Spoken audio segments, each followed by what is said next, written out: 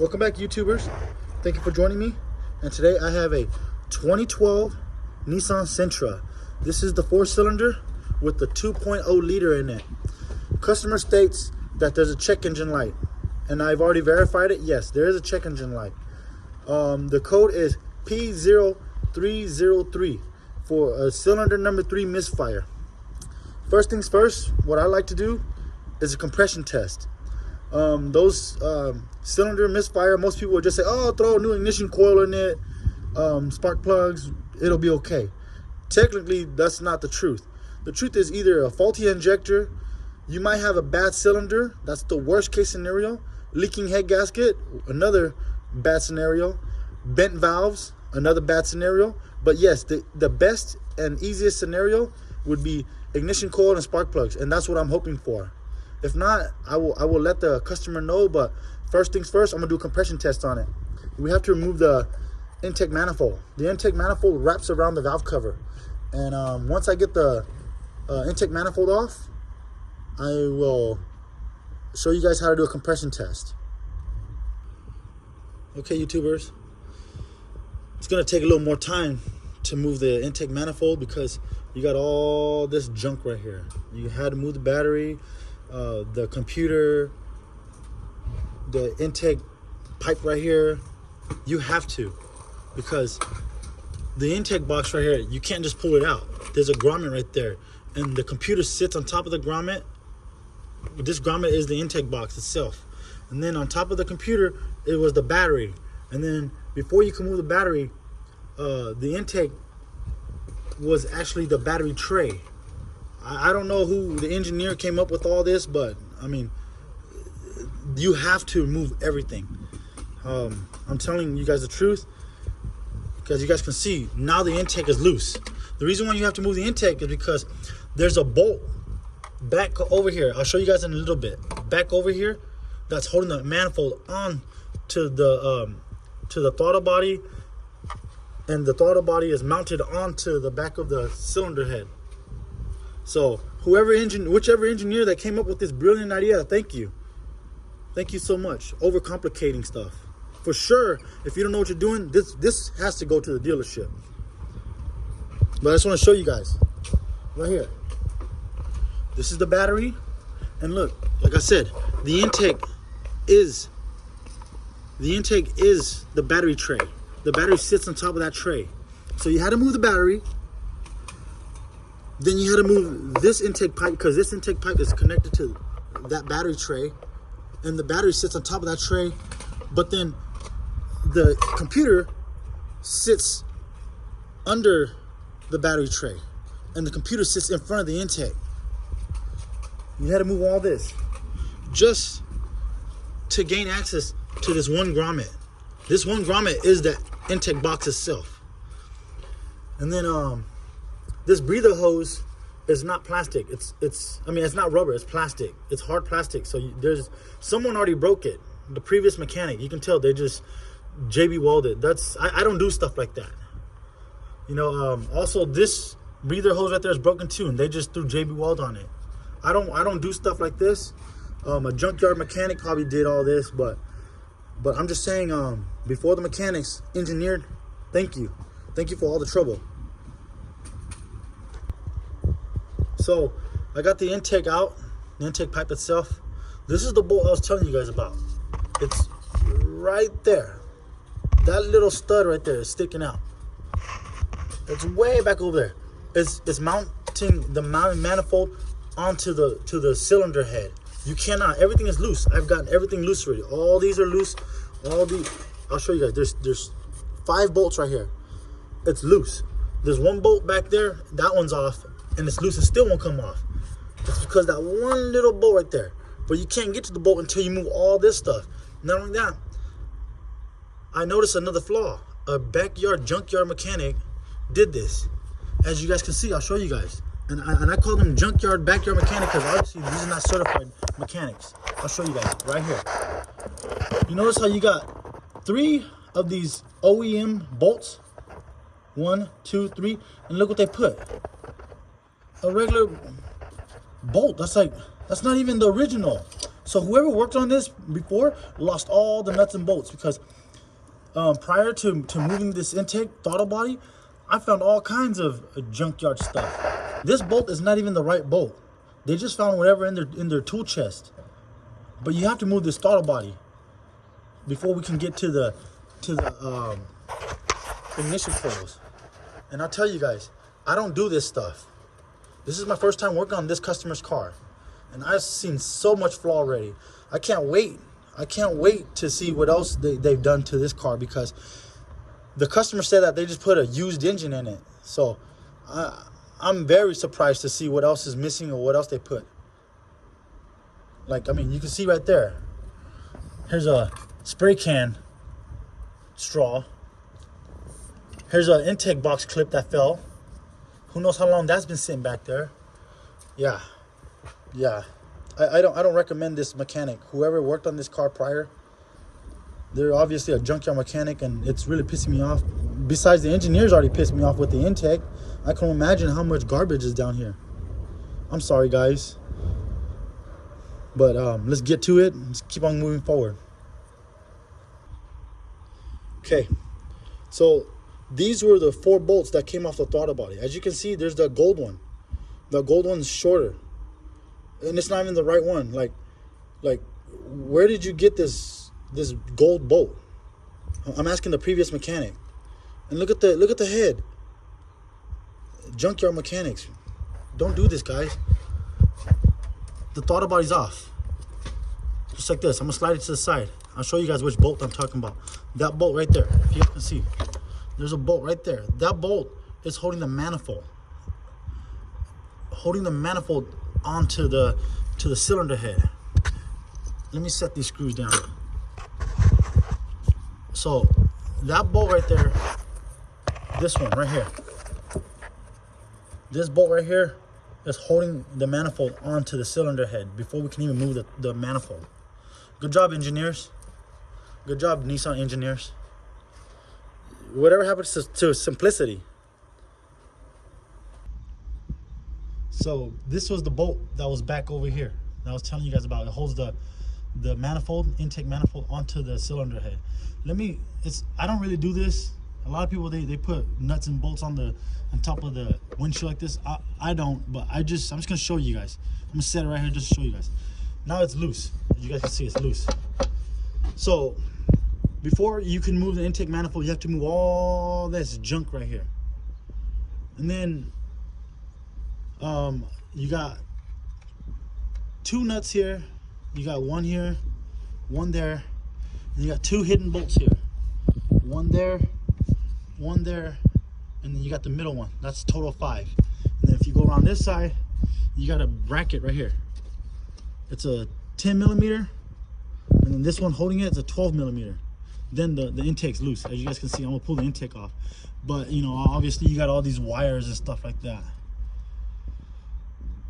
Yeah. Well, let's move the intake manifold so we can get to the compression test. But I'm gonna have to try to hook this all up to where the engine can actually rotate, because I really want to do a compression test on it. I hate to just throw a spark plug and ignition coil in it, and it turns out it's a bad piston, because the owner did say this is a used engine. So I don't know how many miles or how old or where the engine came from. Might have came from pick and pull for all we know. Okay, let's get to it.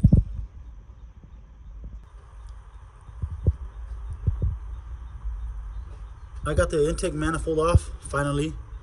I noticed right away these wires right here, these 3 wires right here, I don't know where they go until I look, but they're just hanging right here, just dangling against the cylinder head. And if you guys notice, the cylinder head is aluminum.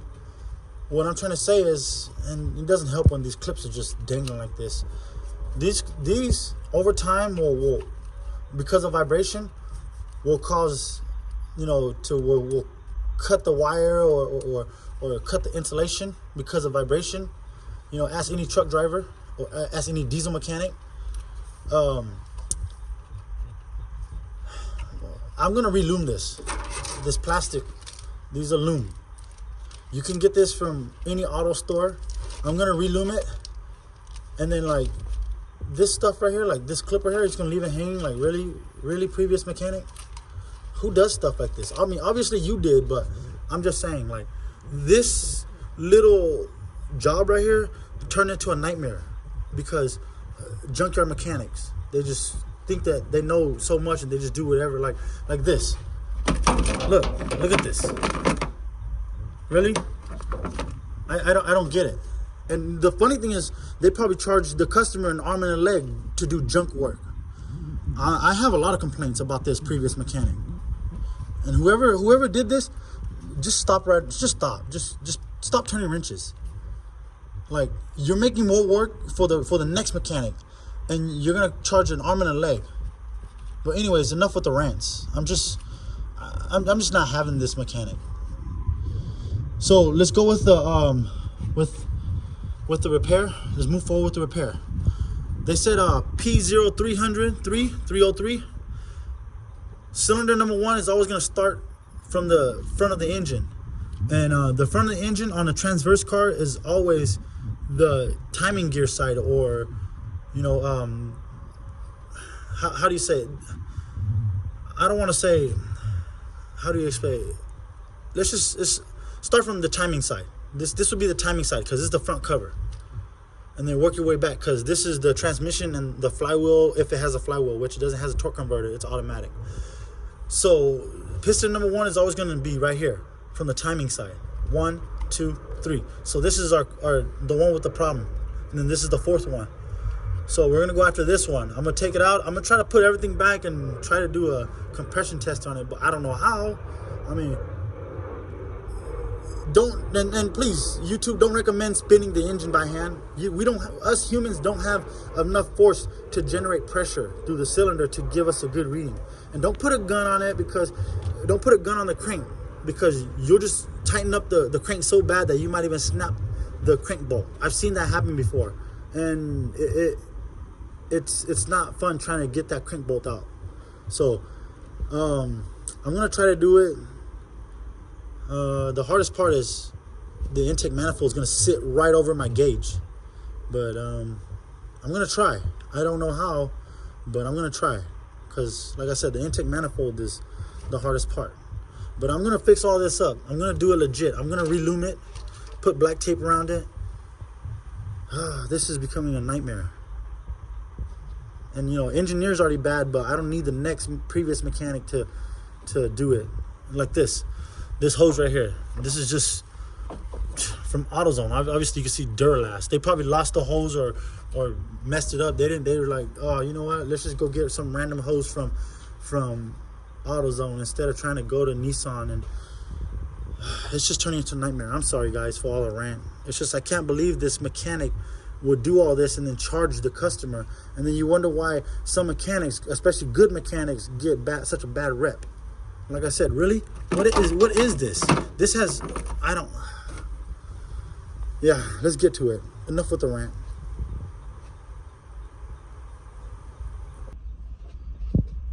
I removed the ignition coil to cylinder number 3. It's just a 10 millimeter. And then I went ahead and fixed the wire right here. I relumed it. As you guys can see, I taped it off. I even taped off where I'm gonna put the zip tie, just for security. And I used black tape over there too.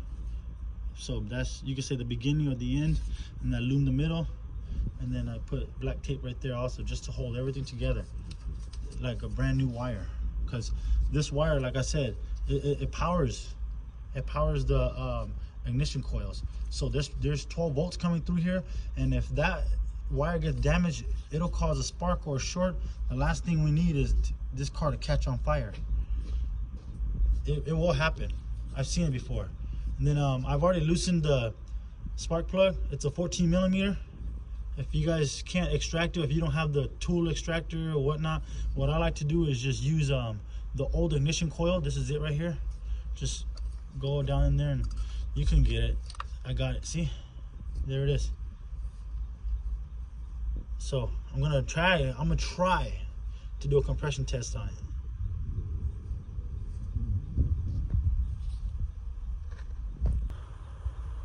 This car has a cylinder misfire, so I'm gonna go ahead and do the compression test.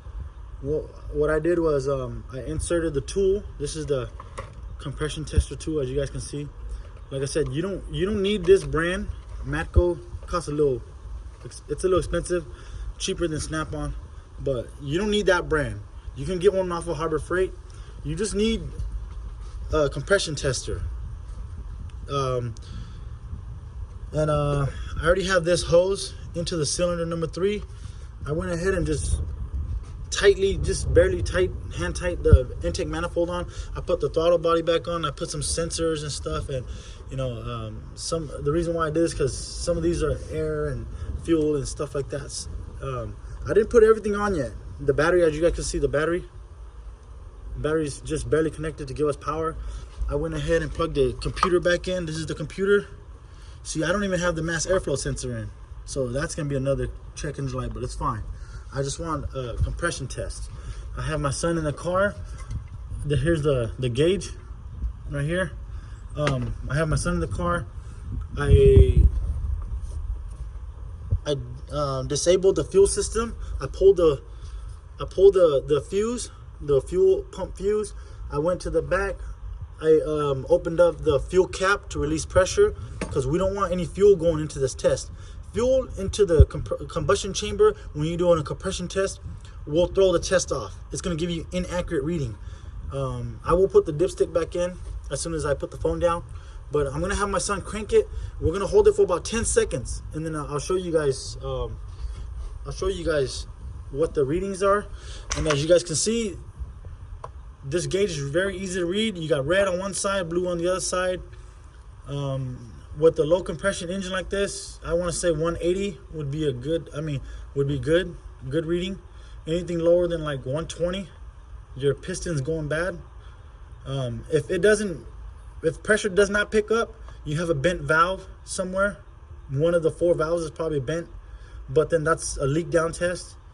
But we're doing a compression test on the cylinder pistons. I'm hoping it'll be about 180. The high compression motors like Hondas, they'll be around like 200, 240, like a B16. That'll be like around 240, a healthy one. But this one, we want to see about 180. And then, like I said, I'm gonna set the gauge here. I'm gonna put the dipstick in so oil doesn't splatter. And then I'm gonna tell my son to crank the engine. We're gonna hold it for about 10 seconds. Then I'll get back to the readings and I'll show you guys.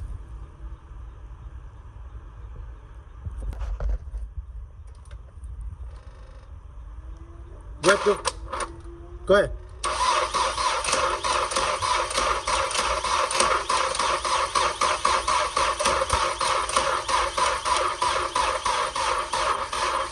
Stop. That's it. This one's not that good. That was it. Only got 90 psi. We can do it again, but that's very low. I don't like that. I don't know what to say. I don't know where they got this engine from, but we're gonna go ahead. I'm gonna put a battery charger on this battery. The engine was struggling. And as you guys can see, it's only 90 psi. I'm gonna do the test one more time. I'm gonna set the phone down.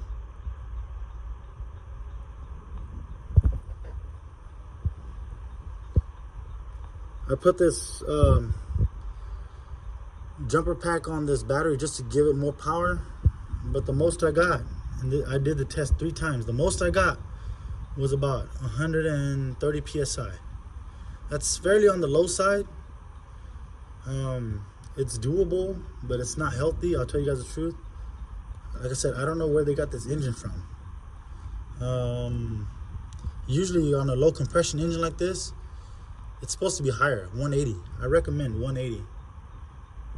I'm gonna have to let the customer know and see what they want to do about it.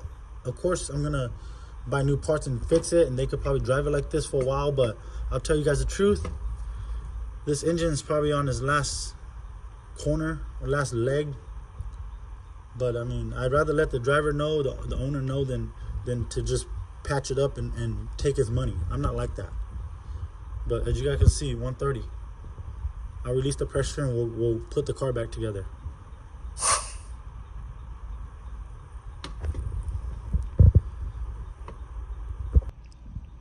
So I completed the compression test on it.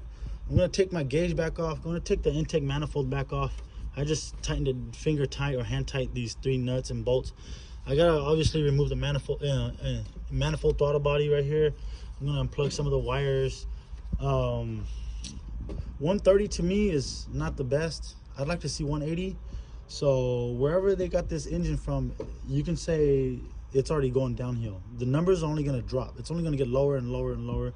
Eventually you're not going to have any more compression, and then eventually you won't even be able to fix the cylinder unless you rebuild it. Some of these engines, like, I don't know about this Nissan, but like some of the Kias, they're not, you can't rebuild the engines. Subarus have a lot of this problem. Whenever Subarus have a cylinder misfire, and people always think, oh, just throw a new ignition coil and spark plugs in it. But the truth was, the piston rings had already taken a crap.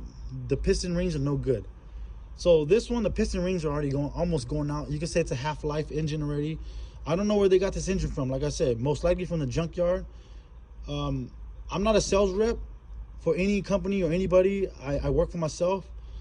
If you were to get a new Japanese engine, Japanese, you know, Nissan, Toyota, Honda, Subaru, just get a JDM motor from LA, or I'm in California, so LA. I'm pretty sure you could Google it wherever you live.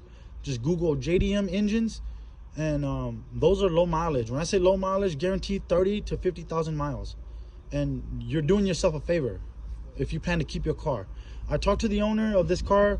They said that the 130 PSI, it kind of hurts their feelings, but it doesn't really bother him because he was planning on selling the car anyways. So all I gotta say is, this is the next person, whoever buys this car's problem. It sucks that people do this to each other, brush problems to the another person, but I'm just being an honest mechanic. And conclusion is, the pistons, it's half-life, but I'm gonna go ahead and put a new ignition coil and new spark plug in this cylinder number 3. Get this, I'm gonna wrap up this car, get it going for the customer. He's gonna come back and pick it up today. But other than that, I'm pretty much done here. Thank you, YouTubers, for joining me. This car was okay. It's not that bad. I mean, the intake part was horrible, but other than that, like, my thoughts on it, it's just sad to see other mechanics doing this kind of work, just skipping corners for a few buck. It's not even worth it. I really care more about my reputation than money. Of course, I gotta pay my bills, but loyal customers will be forever. I care more about my loyal customers. Like I said, hopefully we learned a lesson on this car, because I don't work like this.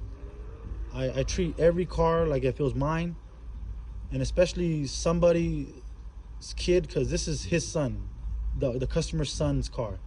So you're gonna put someone's son or child behind the vehicle that you just worked on, knowing that it could break tomorrow or leave them stranded on the freeway. That's not right, people. Come on, mechanics, we know better. This is the reason why us mechanics get a bad name, and whoever's doing this, they need to stop, because this is like totally uncalled for. All this nuts and bolts and loose wires and this engine from the junkyard and stuff like that. Other than that, I'm very frustrated, but then again, I let the customer know. I've already called the customer and let him know about all the flaws that I found. Like I said, hopefully we learn from this lesson and we move forward. Thanks, guys, YouTubers. Just like, comment, share, and subscribe. Have a great day.